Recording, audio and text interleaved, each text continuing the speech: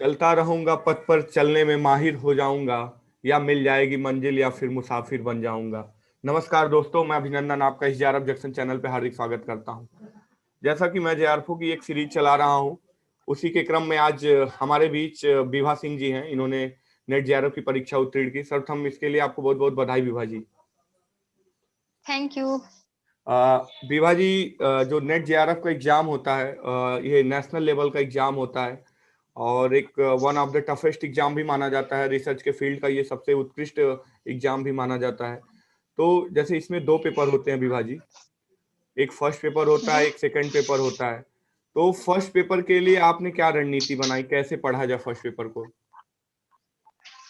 First paper के लिए जैसे रहता है कि बच्चे बहुत परेशान हो जाते हैं। फर्स्ट पेपर को बहुत जगह से, यूट्यूब चैनल से और इधर उधर से बहुत परेशान हो जाते हैं। तो जी उसके लिए ज्यादा परेशान होने की जरूरत नहीं होती है। फर्स्ट जी पेपर के लिए हम लोग को चाहिए ये कि केवीएस मदान की जो बुक आती है उसको, और एक एजीपी का जो टेस्ट पेपर आता है जी जी उसको, अगर दोनों को लगा करके अगर करे तो आराम से फर्स्ट पेपर हो जाना है।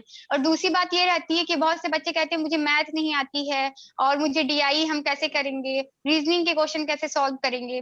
तो ये रहता है कि इसके लिए हमें थोड़ा पहले से तैयारी करनी चाहिए, क्योंकि अचानक से अगर हम सोचेंगे कि एग्जाम टाइम पे ही हम इसको करें तो थोड़ा सा प्रॉब्लम होगी, क्योंकि ऐसी चीजें रहती है कि एग्जाम के प्रेशर में भूल जाती है मैथमेटिक्स। जी जी। तो इसके लिए क्या करना चाहिए, हमने क्या किया था कि जो भारतेंद्र आईएएस का जो चैनल होता है उसको हम्म। हमने देखा था। उसमें जैसे औसत का हमने अलग से पढ़ लिया, परसेंटेज का पढ़ लिया, प्रोपोर्शनल और रेशियो हमने पढ़ लिया। तो इस तरह से करके ये चीज तैयार हो जाती है। तो हम लोग को यही करना चाहिए कि मैथ को अच्छे से तैयार करना चाहिए, हम्म। जिसमें कि जो 5 या 10 क्वेश्चन आते हैं इसका इसके मतलब पूरे पूरे मार्क्स हमको मिल जाएं। और आप। बाकियों का ये रहता है जी। कि कभी एग्जैक्ट पढ़ा हुआ आता नहीं है, बिल्कुल बिल्कुल। लेकिन ये मैथ रहता है वो तो चेंज होगा नहीं, तो उसके लिए बिल्कुल। हमको अच्छे से तैयारी करनी चाहिए। जी जी, और बाकी एजीपी का टेस्ट पेपर लगा करके और केवीएस मैदान को अगर पढ़ लेंगे तो हो जाएगा। जी जी। मतलब बुक में केवीएस मरान एक बुक केवल इनफ है, मतलब आपके कहने का मतलब है कि कॉन्सेप्ट के लिए एक जी बुक इनफ है। जी, उस एक बुक इनफ है और उसके साथ में एजीपी का टेस्ट पेपर कई टेस्ट। बार इसको लगाना है। जैसे एक बार करके छोड़ना नहीं है,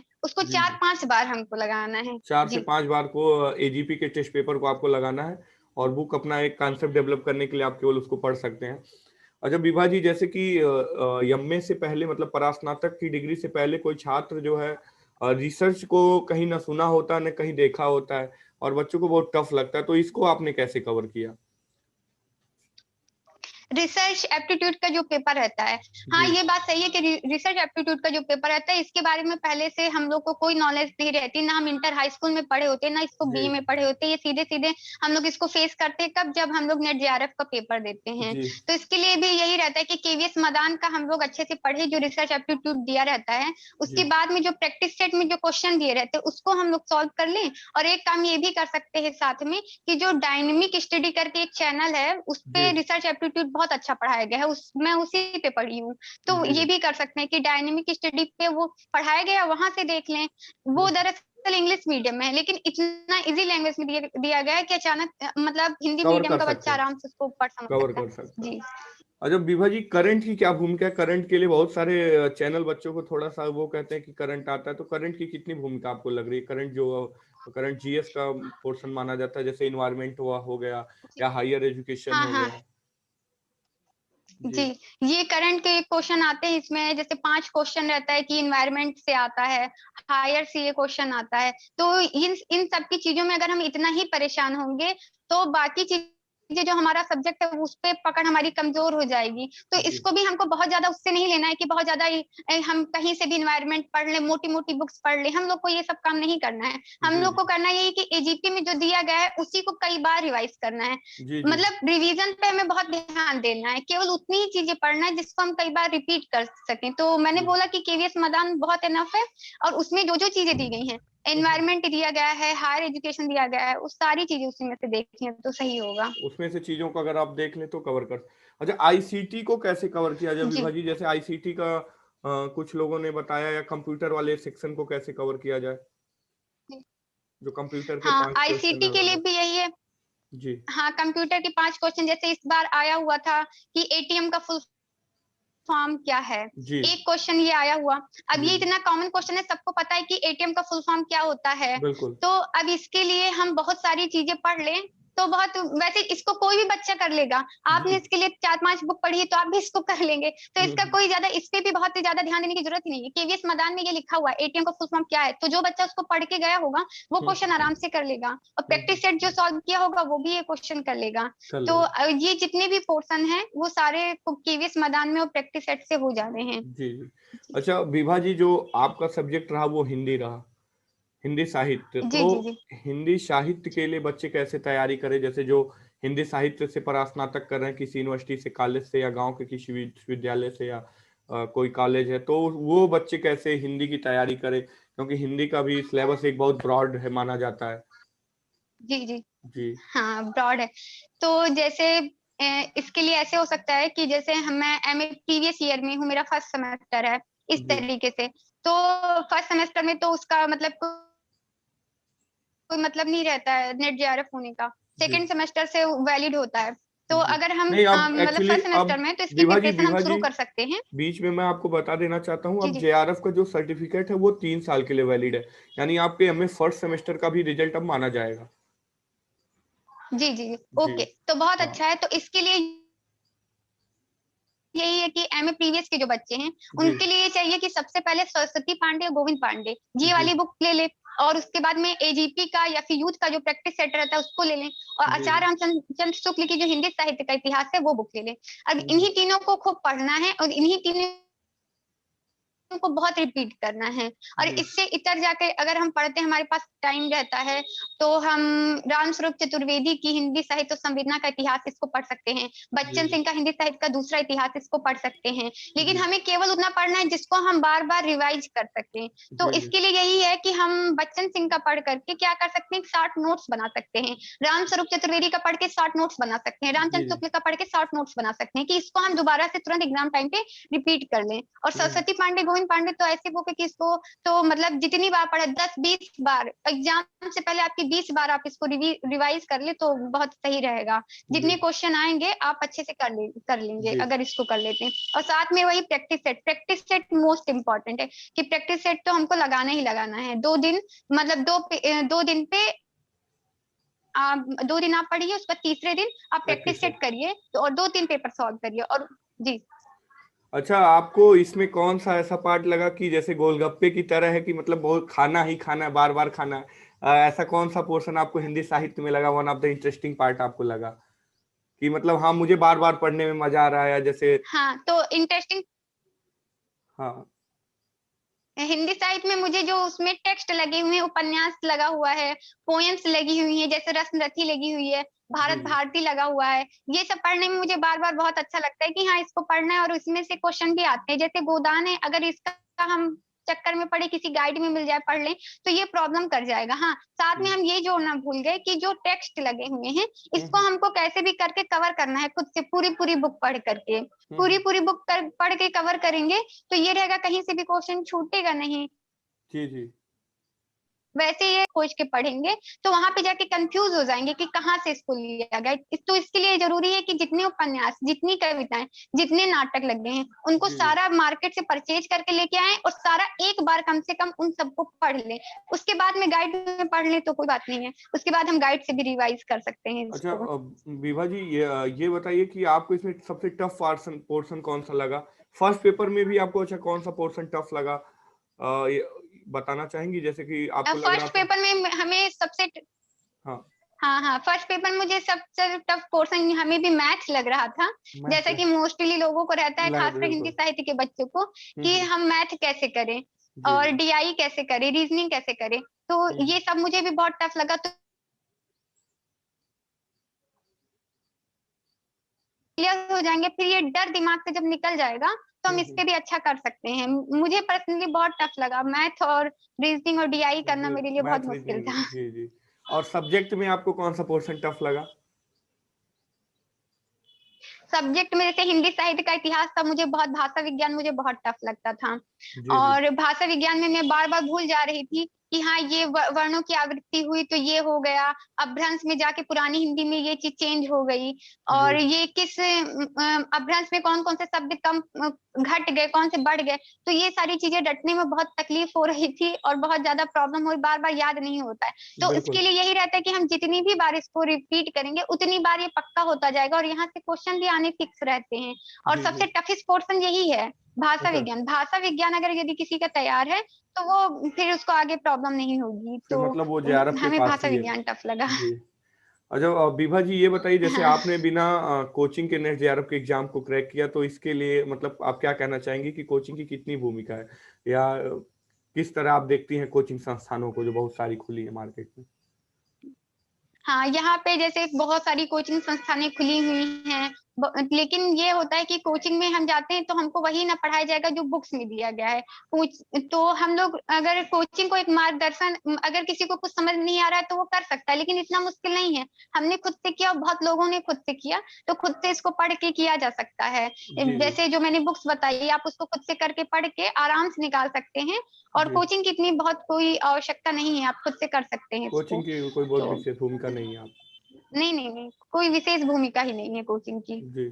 अच्छा विभा जी, कितने घंटे की एक पढ़ाई बनाई जाए, कैसे स्ट्रेटेजी बनाई जाए, आपको क्या लगता है कि कॉन्सेप्ट बेस पे काम किया जाए? जैसे बहुत सारी क्वेरीज आती हैं हमारे पास कि सर कितने घंटे हम पढ़े डेली, कि सर मेरा जेआरएफ हो जाए, जैसे अभी 90 दिन बचे हैं तो बच्चे कह रहे हैं सर 90 दिन में कैसे हम कवर करें, तो इसको आप किस दृष्टि से देखते हैं? जी, नेट जेआरएफ को पास करने के लिए कोई बहुत ज्यादा नहीं है कि 10-12 घंटे पढ़ने पड़ेंगे, ऐसा कुछ नहीं है। नेट जेआरएफ को पढ़ने के लिए बस 5 से 6 घंटे अगर आप पढ़ाई के लिए निकाल रहे हैं तो बहुत पर्याप्त है, उसी में आपका हो जाना है। लेकिन ये रहता है कि हम कितनी कंसंट्रेशन के साथ वो 5-6 घंटे पढ़ रहे हैं। उसको अगर हम अच्छे से 5-6 घंटे कर ले जा रहे हैं, जो जो मतलब है बुक्स वगैरह आप पढ़ रहे हैं, प्रैक्टिस सेट वगैरह उसी में सारी चीजें कर ले रहे हैं, तो बहुत अच्छा है। जैसे ऐसे ना करिए कि आप गोदान लेके बैठ गए तो 3 घंटा आप गोदान पढ़ रहे हैं, इस तरह से ना करिए। आप एक तो बना लीजिए कि हाँ इतनी इतनी देर ही हमको टेक्स्ट को देना है, बिल्कुल इतनी बिल्कुल। देर मुझे गाइड को देना है, इतनी देर मुझे प्रैक्टिस सेट को देना है, तो इस तरह से करिए, और इतना टाइम मुझे फर्स्ट पेपर को देना है। तो जी अगर ऐसे करके चलेंगे तो 6 घंटे एनफ है। 6 घंटे अगर जी आप पढ़ते हैं तो आपका नेट जेआरएफ आराम से हो जाना है। जी।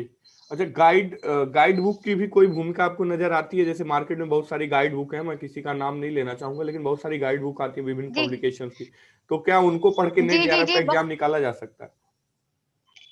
अरे, जो गाइडें आ रही हैं उनसे बहुत बचना चाहिए। पहली बात तो ये है कि अगर जी इतनी सारी गाइडें, इतनी सारी मोटी मोटी गाइडें आ रही, पहली बात हम उसको रिवाइज नहीं कर पाएंगे, और बहुत सारी इंफॉर्मेशन उसमें गलत दी गई होती है। अगर जी गलत चीजें रट लेंगे तो नहीं सही रहेगा वो ना। गाइड सरस्वती पांडे, गोविंद पांडे, जिस बुक का हम नाम लिए, वो खुद गाइड ही है, लेकिन जी वो बुक है, उस पर विश्वास किया जा सकता है और उसको पढ़ करके आसानी से एग्जाम पास किया जा सकता है। तो जी इधर उधर बिना मतलब की गाइड के चक्कर में भटकने की कोई जरूरत नहीं है। और जी। मेरे ख्याल से Swasti Pandey, Govind Pandey NET JRF exam के लिए बहुत एनफ अरे है।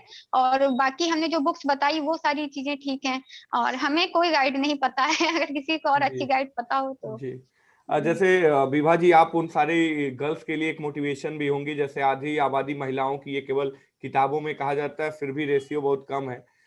मतलब आपने नेट हाँ जेआरएफ का एग्जाम जैसे क्रैक किया, तो आपके नेट जेआरएफ के एग्जाम के क्रैक करने के पहले और बाद की स्थिति में आपको कुछ कोई परिवर्तन आपको दिखा, कि सम्मान हाँ। में या? पहले नेट जेआरएफ का जो एग्जाम रहता था बहुत माना जाता था कि बहुत टफ एग्जाम है, जल्दी होता नहीं है किसी का, ये सारी बातें होती थी। जी और फिर मुझे भी लगा कि हाँ बहुत टफ है और ऐसे कैसे हो जाएगा।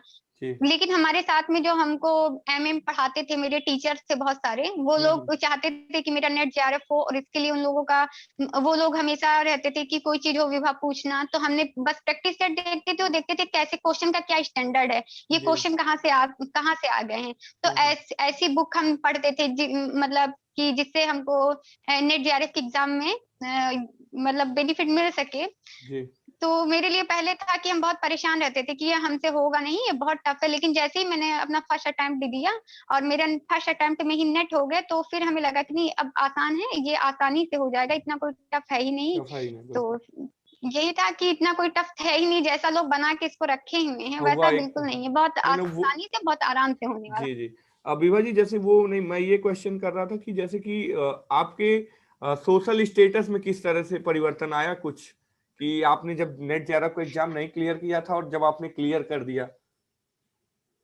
हाँ, तो बहुत ज्यादा परिवर्तन आया। अब लोग कहने लगे कि हाँ, इस लड़की का जेआरएफ हो गया है। और कोई भी आता था पूछता था, मैम बताइए कैसे हम नेट जेआरएफ एग्जाम को क्वालिफाई करें, कौन सी बुक पढ़े, कैसी पढ़े। लोग आकर के हमसे बहुत पूछते थे। जी जी। पहले ये रहता था कि हाँ एमए कर रही हैं, क्या कर रही हैं। तो और घर पे भी जैसे यही रहता है कि अच्छा लड़की कर क्या रही है। तो जी इसका जी। कोई जवाब नहीं था कि हाँ एमए के बाद क्या है। ये नेट होने के बाद एक बहुत बड़ी ये हो गया कि अपॉर्चुनिटी हाँ आपके पास होती कुछ है। ना कुछ अब हो ही जाए। जी हाँ हाँ, कि अब असिस्टेंट प्रोफेसर का एग्जाम दे सकते हैं, पीएचडी में एडमिशन ले सकते हैं, बहुत कुछ कर जी। सकते हैं जी ये जी। चीजें। अच्छा विभा जी, जैसे कि जो बहुत सारे बच्चे हैं जो नेट जेआरएफ की तैयारी कर रहे हैं हिंदी सब्जेक्ट से या फर्स्ट पेपर के लिए, और बहुत सारी गर्ल्स के लिए आप मोटिवेशन है जो नेट जेआरएफ का एग्जाम अपने संघर्षों से या अपने घर से लड़के वो शहर में आके नेट जेआरएफ के एग्जाम की तैयारी करती है, तो आप उनके लिए क्या कहना चाहेंगी? उनके लिए कहना चाहेंगे कि उन्होंने ये बहुत अच्छा डिसीजन लिया है कि वो नेट जेआरएफ करना चाहती हैं, क्योंकि मोस्टली गांव में लड़कियों को बीटीसी और बीएड करा दिया जाता है। तो बिल्कुल। सबसे पहले हम उनको बधाई देना चाहेंगे कि इतना क्रांतिकारी कदम उठा के वो यहाँ पे आई बिल्कुल। और नेट जेआरएफ की तैयारी के बारे में उन्होंने सोचा। तो उनको बस यही चाहिए कि मतलब निरंतरता के साथ में जी अपना कंटिन्यूटी के साथ। काम अगर वो कर रही हैं तो उनका जी उनका होना श्योर है, उनको कोई रोक नहीं पाएगा। और एक बार शुरू कर दीजिए, फिर रुकना नहीं है। जी। जी शुरू कर दीजिए आप, और आपको निश्चित है सफलता मिलेगी। मिलेगी। और जी। जी बस। अच्छा विभा जी, क्या कोई ऐसा पॉइंट्स मुझसे रह गया या आपको लगता है कि बच्चे कौन सी गलती कर देते हैं नेट जेआरएफ के लिए, तो ये चीजें आप थोड़ा सा बताएंगी, तो जैसे कि जो बहुत सारे बच्चे एक दो क्वेश्चन से छूट जाते हैं, जेआरएफ नहीं कर पाते, तो वो भी थोड़ा सा समझ सकते हैं, कोई ऐसा पॉइंट्स आपको समझ में आता है? हाँ, जैसे हिंदी साइड के जो बच्चे रहते हैं वो अक्सर गलतियां करते हैं। जी वो लोग उन लोग का अक्सर ये रहता है कि बोलेंगे मुझे सन नहीं याद होते, इसलिए मैं सन छोड़ दूंगा। और मैं जी। क्या कर लूंगा कि मैं इसके जगह पे मैं कुछ और अच्छा कर लूंगा, कुछ और अच्छा पढ़ लूंगा। और उन जी लोगों को सन याद करने में बहुत तकलीफ होती है। जी। तो जी इसके लिए करना चाहिए कि हमको उससे बचना नहीं है। अगर वो पोर्शन आपका कमजोर है, आपको सन याद नहीं है, आपको कालक्रम याद नहीं है, तो आपको उसके ऊपर विशेष ध्यान देना है। इसके लिए जी। आप एक अलग नोट्स बनाइए, पिछले साल में जितने कालक्रम पूछे गए उनको अलग कॉपी में नोट करके रोज रिवाइज कीजिए। जैसे चीड़ों पे चांदनी कब लिखा गया, चांद का जी मुंह टेढ़ा कब लिखा गया, ये ऐसी कालजयी रचनाएं हैं जी। जिनका जी सन याद रहना बहुत जरूरी है। तो कम जी। से कम इन रचनाओं का सन आप याद रखिए। और अगर वो पोर्शन आपका कमजोर है, खास यही पोर्शन ही कमजोर ही होता है लोगों का कि सन जी। याद करने में तकलीफ होती है और उससे 10 क्वेश्चन सीधे सीधे पूछते हैं। तो जी। उसको आप कर लीजिए, अलग से नोट्स बना करके उसको तैयार करिए। और फर्स्ट पेपर में बच्चे कौन सी गलतियां करते हैं, जैसे आपने एक पॉइंट बताया था कि मैथ में बच्चे गलती करते हैं और टफ लगता है, और आपको कोई ऐसा पोर्शन लगता है कि हाँ, मैथ बच्चे वहां गलती करते हैं? बच्चे मैथ में भी गलती करते हैं। और ये रिसर्च एप्टीट्यूड वाले में थोड़ा बहुत लोगों के लिए नया सब्जेक्ट रहता है, तो उसमें हम्म। क्वेश्चन बहुत गलत होते हैं लोगों के। तो जी जी। उसके लिए भी यही है कि इन लोगों को रिसर्च एप्टीट्यूड पर बहुत ध्यान देना है। जी जी। और शुरुआत में ही उनको रिसर्च एप्टीट्यूड से ही अगर वो करेंगे तो हम्म। ज्यादा बेटर रहेगा, क्योंकि वो एग्जाम देने जा रहे हैं रिसर्च के लिए ही। तो वो जैसे शिक्षण अभिरुचि होता है, फिर शोध अभिरुचि होता है, जी फिर जी। क्या है कि बोध के प्रश्न रहते हैं, ये सारे चीजें रहते हैं। तो उन लोगों को वो शोध अभिरुचि वाला पहले स्टार्टिंग में ही पढ़ना चाहिए। जी। उसके बाद में आगे के जो चैप्टर है उनको कंटिन्यू करना चाहिए। अच्छा। और हम ये कहना चाहेंगे कि जो बोध के प्रश्न रहते हैं, पैराग्राफ वाले क्वेश्चन, जी जी। उनको सबसे पहले करना चाहिए। जब एग्जाम देने जाएं तो वो जी वाले क्वेश्चन सबसे पहले करें, क्योंकि जी। बाद में माइंड इतना डिस्टर्ब हो जाता है ऑनलाइन एग्जाम देने में कि वो आंखों से दिखना बंद हो जाता है पैराग्राफ। तो आप बिल्कुल। अगर पैराग्राफ वाला क्वेश्चन पहले कर लेंगे तो 5 क्वेश्चन सीधे सीधे आगे हो जाएंगे। तो जी। ये कर सकते हैं कि पैराग्राफ वाले क्वेश्चन पहले कर लें अब तो ध्यान से, पैराग्राफ वाले काफी क्वेश्चन। टाइम देके जी। उसको। अब तो पैराग्राफ वाले क्वेश्चंस की भूमिका भी काफी बढ़ गई है, क्योंकि सब्जेक्ट में आपके 10 क्वेश्चंस ये कर दिए और 5 आपके फर्स्ट पेपर में कर दिए हैं। जी जी जी। जी। विभा जी, आपको ऐसा और कोई भी पॉइंट्स लग रहा है कि जो मैं न पूछ पाया हूँ? जैसे अच्छा ये बताइए विभा जी, आपके नेट जेआरएफ के एग्जाम को क्रैक करने के पीछे क्या उद्देश्य था? मुझे पीएचडी में बचपन से ही बहुत इंटरेस्ट था। मेरा मन करता था कि मैं पीएचडी करूं। जब मैं बीए में आई थी तभी मैंने सोच लिया था कि मैं जी पीएचडी करूंगी, और इसीलिए इसीलिए मैंने नेट जेआरएफ का सोच रखा था। बीए थर्ड ईयर में पहुंचते पहुंचते ये जी मेरा माइंड मेकअप हो गया था कि मुझे अब नेट जेआरएफ एग्जाम क्वालिफाई करके मुझे पीएचडी करना है। बस मेरा जी इंटरेस्ट था पीएचडी में और करना चाहते थे हम, इसीलिए। जी जी। आपको और कोई भी पॉइंट ऐसा है कि लगभग कवर हो चुके हैं, सारे पॉइंट्स हम लोगों ने कवर कर दिए हैं। और विभा जी, जी। चैनल पे आने के लिए आपको बहुत बहुत धन्यवाद। और आप चैनल के लिए कुछ कहना चाहेंगी? इससे लोगों को बहुत फायदा होगा कि आपने आगे भी जी जी, छोटा इससे बच्चा परेशान कर रहा है। अरे टीम। इसके इसके लिए लोगों को बहुत मतलब फायदा होगा चैनल को देखने से, कि अब अलग अलग स्टूडेंट्स आके अपना एक्सपीरियंस बताएंगे कि कैसे क्या गलती, जैसे मैंने कुछ चीजें बताई कि मैंने ये गलती की थी। जी जी और भी बहुत सारे बच्चे इस चैनल से जो जुड़े होंगे वो लोग सीखेंगे कि हमको ये गलतियां नहीं करनी है। जी तो जी। वो लोग जो हमने दो तीसरे चौथे अटेम्प्ट में आके पाया, वो लोग क्या करेंगे, वो पहले अटेम्प्ट में ही वो चीज को पालेंगे, बिल्कुल दूसरों की गलतियों से सीख करके। बिल्कुल क्योंकि क्या गलतियां मैंने की ये मैं एक्सप्लेन कर चुकी हूँ। बिल्कुल तो बिल्कुल। जो आपके चैनल से जुड़े होंगे वो उस गलतियों जी। से सीखेंगे। और मैं व्यूअर को बताना चाहूंगा कि अब मेरा चैनल फेसबुक पेज पे और टेलीग्राम पे आ चुका है, और व्हाट्सअप नंबर तो मेरा रहता ही है। आपको कोई भी क्वेरी होगी तो आप कमेंट सेक्शन में पूछ सकते हैं। उम्मीद है विभा जी भी उसका रिप्लाई करेंगे। और हमारे चैनल पे आने के लिए बहुत बहुत धन्यवाद। नमस्कार। यहाँ से ना